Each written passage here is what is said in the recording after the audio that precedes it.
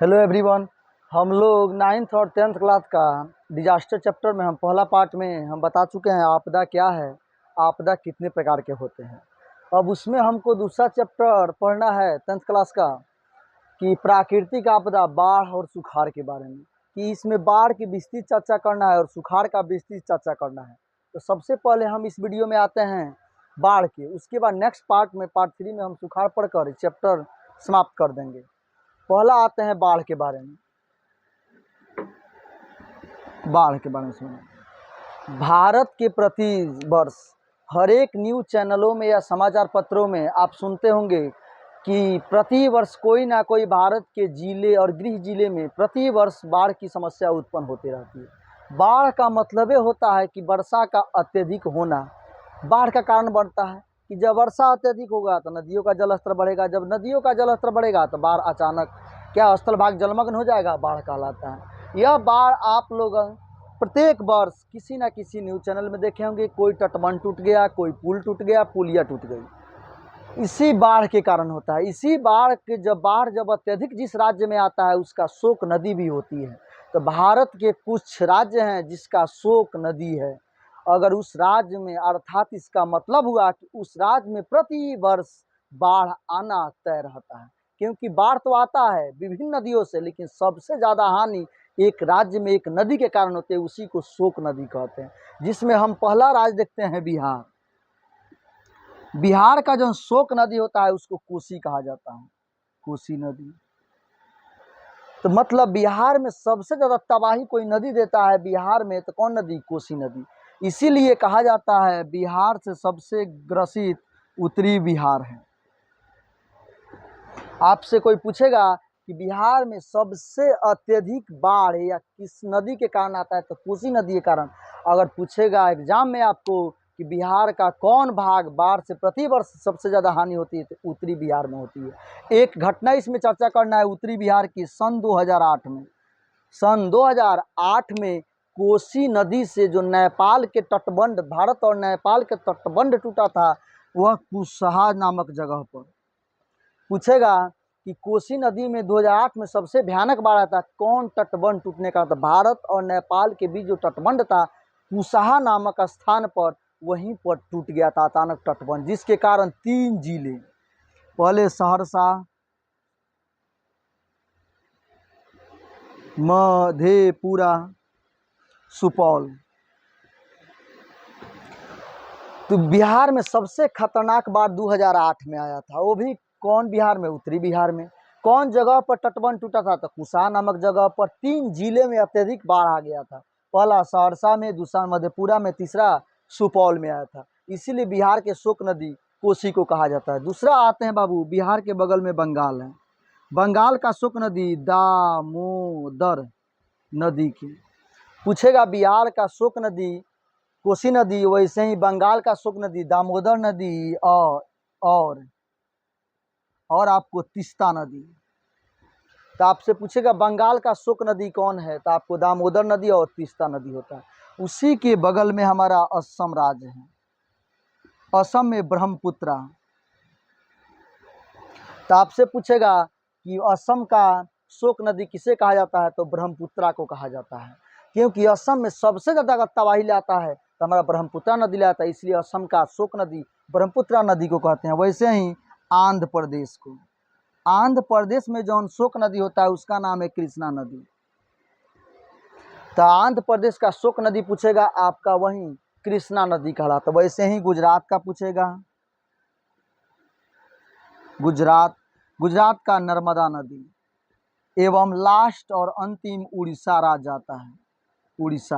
उड़ीसा का जो शोक नदी होता है उसको कहते हैं महानदी। 9th और 10th में बाढ़ का अगर कोई शोक नदी पूछेगा, इसके अलावा आपसे नहीं पूछेगा, क्योंकि SCRT और NCRT में यही मुख्य बुलेट पॉइंट दिया हुआ है। यह आपको राज्य शोक नदी आपको याद होना चाहिए। जैसे बिहार का कहेगा तो कोसी नदी। कोसी नदी में बाढ़ कब सबसे भयानक है? 2008 में। कौन जगह पर? कुशहा नामक जगह पर। कौन तटबंध पूछेगा, तो भारत और नेपाल के तटबंध। पूछे कौन जिले सबसे ज़्यादा प्रभावित हुई थी, तो सहरसा, सुपौल और मधेपुरा। वैसे ही आपको बंगाल का शोक नदी पूछेगा तो आप कहिएगा दामोदर नदी और तीस्ता नदी। बंगाल के बगल में जाइएगा तो असम मिलेगा, असम में ब्रह्मपुत्रा नदी। बिहार के बगल में जाइएगा तो उड़ीसा, उड़ीसा में महानदी। आंध्र प्रदेश में जाइएगा तो कृष्णा नदी, कृष्णा नदी। यहीं गुजरात में जाइएगा तो नर्मदा नदी। यहीं बिहार, भारत का मुख्य यह राज्य है जो प्रति वर्ष बाढ़ आते रहता है, इसीलिए यहाँ का यह शोक नदी कहा जाता है। इतना आपको याद होना चाहिए। जब बाढ़ प्रति वर्ष आता है तो इसके लिए कृत्रिम जलाशय का प्रयोग किया जाता है। कृत्रिम जलाशय जब तक रहेगा तब तक राज्य सुरक्षित रहेगा कि पानी को इकट्ठा रखा जा सके, जिसके कारण हम बिजली का भी उत्पादन कर सकते हैं पहला। दूसरा, बाढ़ की समस्या से भी दूर किया जा सकता है।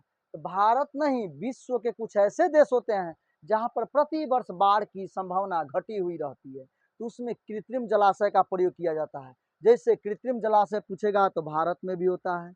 क्या चीज? कृत्रिम जलाशय।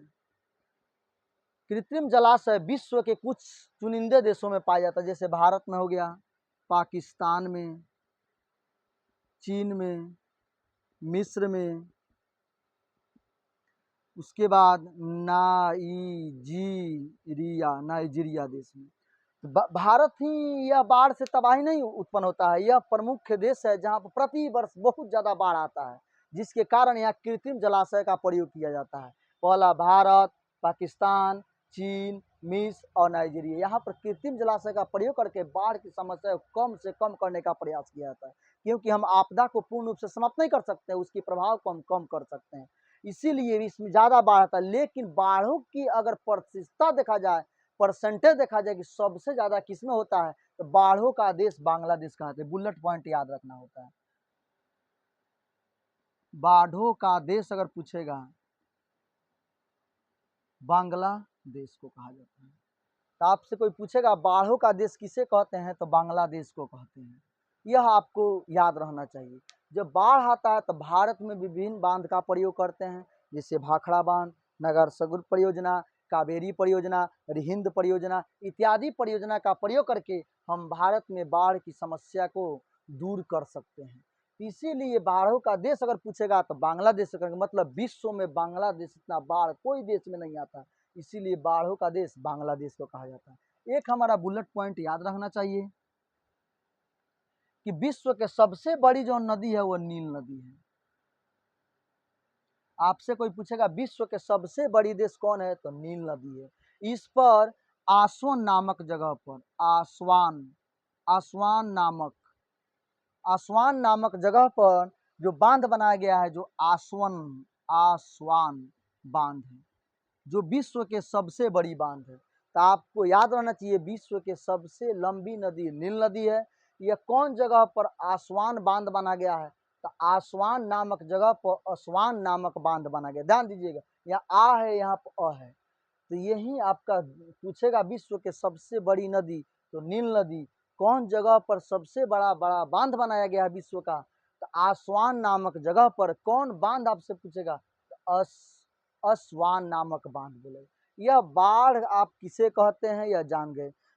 कितना भारत के प्रमुख राज्य कौन कौन है जो प्रति वर्ष बाढ़ आता है, इसकी शोक नदी कौन है, हम कृत्रिम जलाशय के नाम से बाढ़ों का देश किसे कहते हैं, यही बाढ़ का जो 9th और 10th में पढ़ना है। बस बाढ़ के बारे में इतना ही आपको पढ़ना है, ऑब्जेक्टिव इतना ही बारे में पूछेगा। तो आपसे लास्ट क्वेश्चन ये पूछेगा कि बाढ़ की समस्या से हम निदान कैसे पा सकते हैं। तो बाढ़ से समस्या निदान पाने के लिए पहला कारण तटबंध बनाकर, पहला तटबंध बनाकर, जहां बाढ़ से ग्रसित इलाका है वहां तटबंध बनाएंगे। दूसरा प्रयोग, हम कृत्रिम जलाशय का उपयोग कर बाढ़ की समस्या से दूर हो सकते हैं।